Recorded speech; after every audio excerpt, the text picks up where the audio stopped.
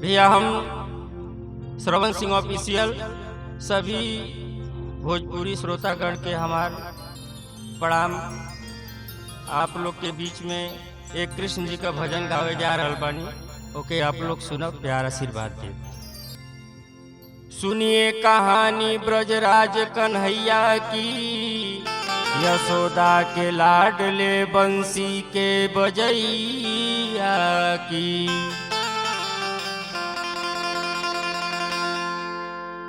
गोरी गोरी बहिया श्याम गोरी बहिया, लेकिन तनिको ना दुखाए मोर कलैया हो सुगरबा गोरी गोरी बहिया।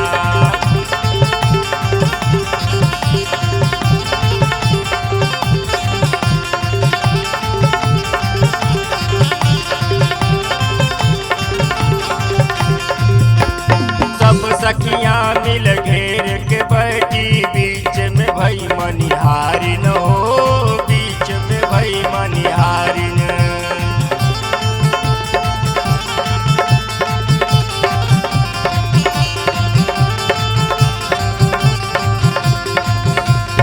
अपनी अपनी दे तकलाई, अपनी अपनी दे तकलाई, सब सखी पारा पारी हसस बात करेले इंद्रावन बसैया हो सुगरबा गोरी गोरी बहिया।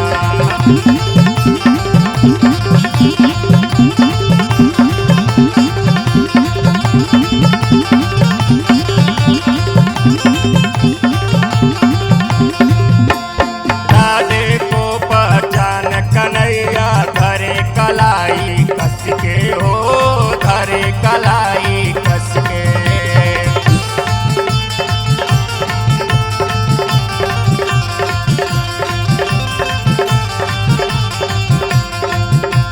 छोट छोट चूड़ी पहनावे, छोट छोट चूड़ी पहनावे, हाथ दबाई कस के।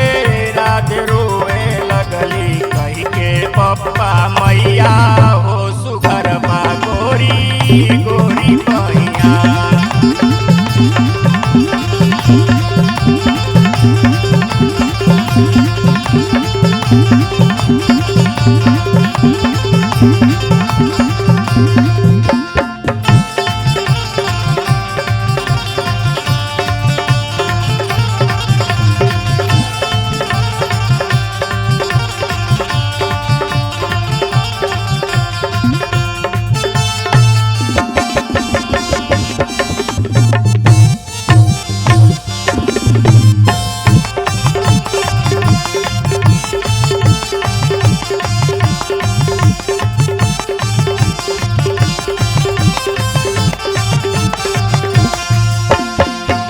के चूड़ी हाथ में गड़ गई, डर न लगे बनवारी हो, डर न लगे बनवारी।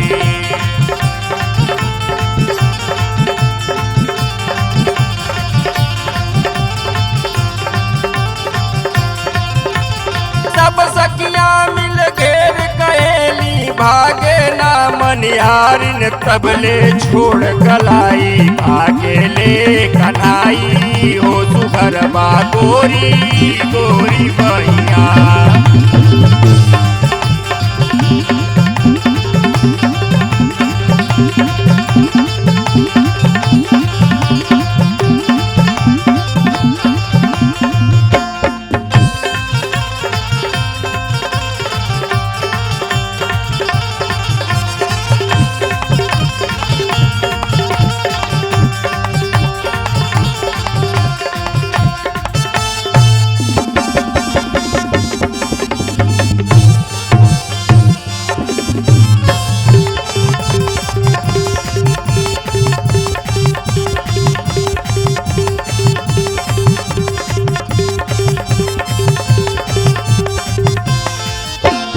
रंग बहादुर बन मतवाला, उधर से श्याम दीवाना हो, उधर से श्याम दीवाना।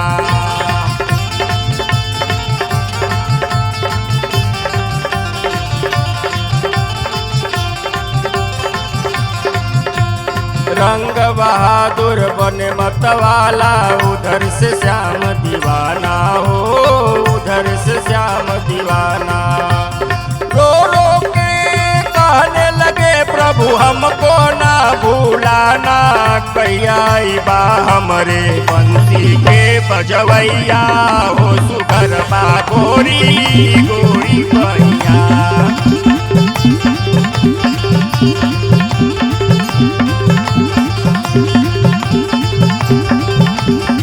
लेकिन तनिको ना दुखाए मोर कलैया हो, सुघर बा गोरी गोरी भैया।